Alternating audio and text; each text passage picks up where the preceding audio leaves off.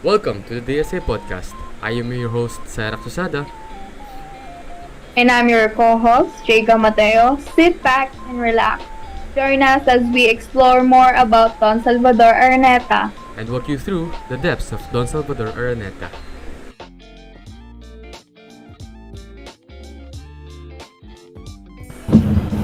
So yun, welcome to the DSA podcast. Ano nga ba ang DSA podcast? Well, gusto lang namin palaliman pa or ma-explain ang mga topic about Don Salvador Araneta to us through this topic.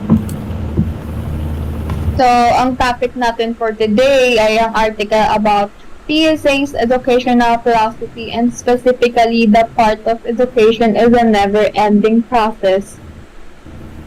So before we start, ipakilala muna natin ng mga guests natin, Miss Cheka. So, today we are here with Mr. CG Verano. And Miss Eliza Guevara.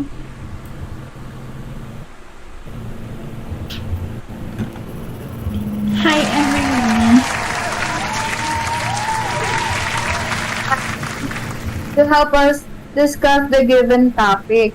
So, what are your thoughts or yung mga napansin nyo dito sa article? CG, can you start?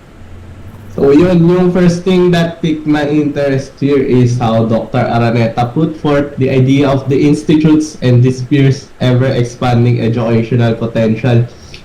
Completely agree, no? And I completely concur with this because I also think that knowledge is inexorably continuous. Wow, ang lalim naman ng word mo. Ano ba yung inexorably na yan? So define natin ang inexorably, ano? So with this way that is impossible to stop or prevent. And according to Don Salvador Araneta, this is how education should be, which is yun nga, inexorably continuous. And every person should have a wide range of knowledge because it not only expands their opportunities but also frees them from being constrained by a narrow set of knowledge or in layman's terms, ang makikitid na pag-iisip. Tama yan, tama. Well, me naman, for me, it's a constant process and I firmly believe that having a diverse knowledge base aids in our ability to comprehend other people and the entire society. So, yeah. Yes, and by building a diverse knowledge pa nga, we can hold our own while potentially influencing others on a spiritual, social, and intellectual level.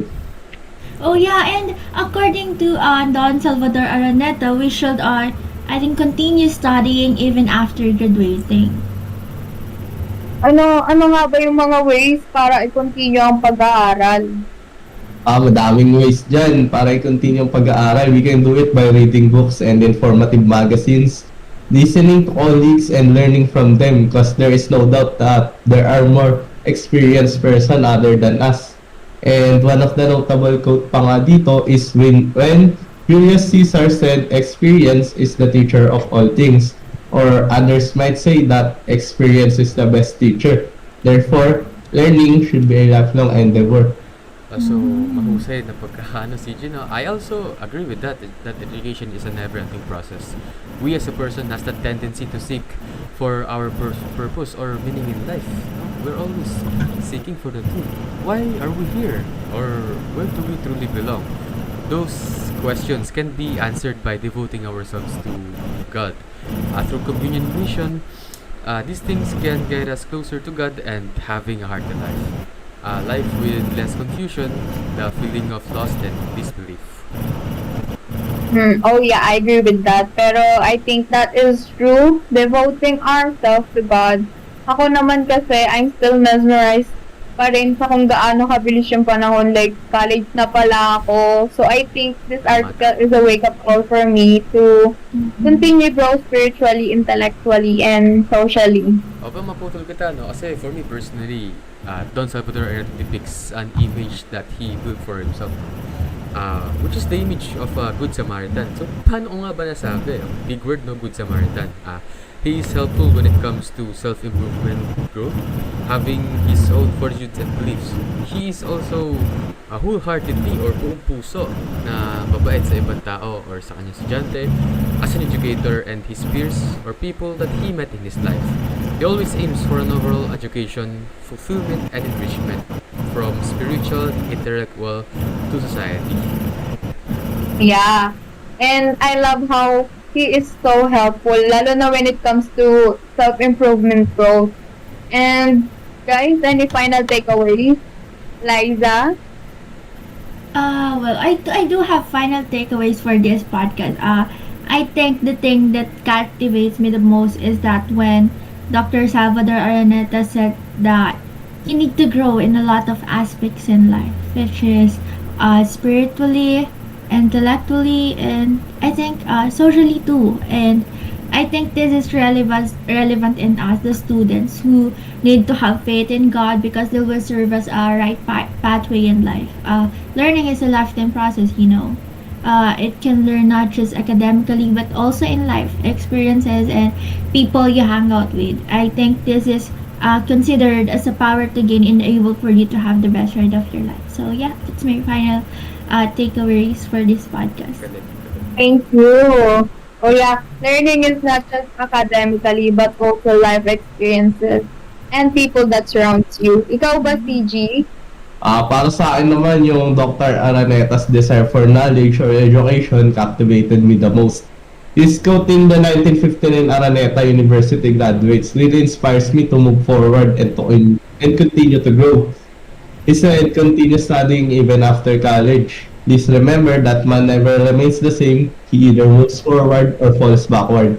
I believe this is relevant in our time because Heraclitus, a wise Greek philosopher, once said that the only thing constant in this world is change, and constant studying will help us adapt to the changes that will occur in our time because learning should be a lifelong endeavor. Wow, wow, wow. Napakaganda naman ng mga sinabi nyo. Tyra, can you conclude our podcast for today? Thank you. So, paano nga ba conclude? Ang ganda kasi nung topic masyado eh. Pero, about the whole article, no? He always ought to improve ourselves religiously throughout our life. But, let us focus on the topic pa rin na yung education is a never-ending process. Totoo yun. It is true that education is important, but not just the education that we can get from our scholar life or yung nakukuha sa school. Hindi lang yun. It is from our life experience itself. One must always stick to being enriched and commune with God, for He is the only one who can give us truly to guide us to a fruitful, hearty, and godly life. So I guess that's all for today, and again, this is the DSA podcast. I am your host, Sarah Susada, And I'm your co-host, Keika Mateo. and see you next time. Bye-bye! Bye!